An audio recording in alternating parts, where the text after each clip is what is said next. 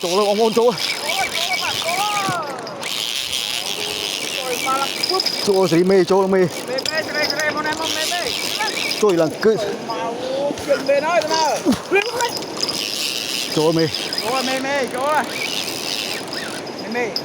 tôi thấy cái gì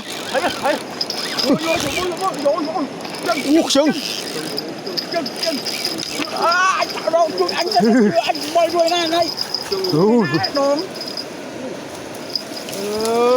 chỗ là mê chỗ đi uống sưng bảy cái tảng cám ấy đừng mê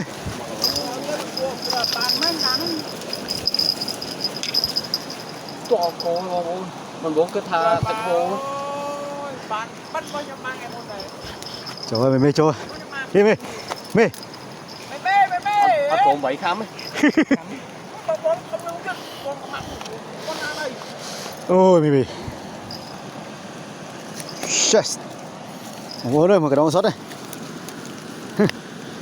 thòm cái đống sót đây này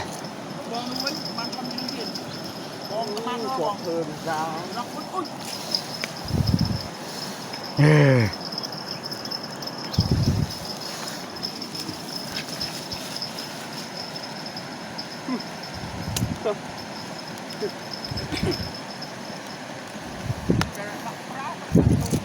Thật thô đó ơi